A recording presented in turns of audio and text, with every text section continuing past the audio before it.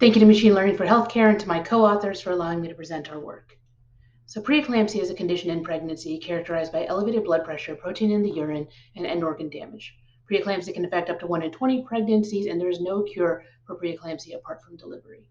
There is, however, the potential for prevention. Since 2014, low-dose aspirin has been recommended by the USPSTF for the prevention of preeclampsia among patients at increased risk for developing the disease.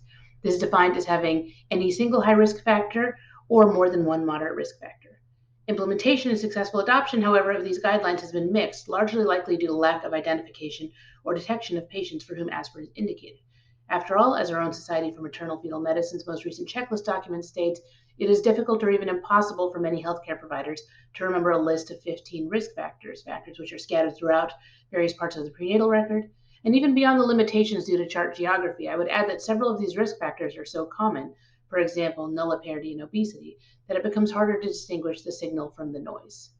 The objective of this study then is to try to do better, or more specifically, to compare detection rate of those patients who ought to be receiving aspirin when relying on clinician detection versus EHR phenotyping by discrete field query versus phenotyping by natural language processing.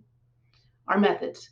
This is a retrospective cohort study of all patients delivering at our institution for whom we had complete prenatal records. We began by performing manual chart review to set our baseline truth, i.e., among the entire cohort of all delivering patients, how many ought to have received aspirin by USPSTF criteria. We then continued this manual chart review to find the detection rate for clinicians. Discrete fields were then queried to evaluate what simple phenotyping could be done with the EHR alone, using flow sheet fields for parity, age, ethnicity, BMI, and diagnosis codes for high risk factors. Finally, NLP was applied by adding review of the physician notes using BERT to the discrete field query in a stacked automated machine learning environment. Focusing on that last NLP piece more specifically, we retrained BERT towards the purpose of finding the field aspirin indicated as set by hand chart review as being yes. We used 80% of the data for training and left an unseen 20% as our holdout. And to account for unbalanced classes and taking into account the eventual goal of CD, clinical decision support, we optimized this for F1 score. These were our results. 2,592 patients delivered over this time period, and we had complete prenatal records available for 677. Among these, 38.8% met criteria to receive aspirin by guidelines. So then how did docs do in actually identifying those patients?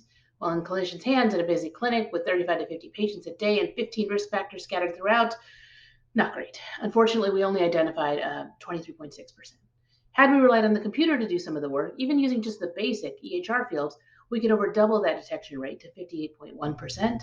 And finally, by using our stacked model trained on BERT-based NLP and discrete field values, we can over triple that original detection rate, bringing us to 73.3%.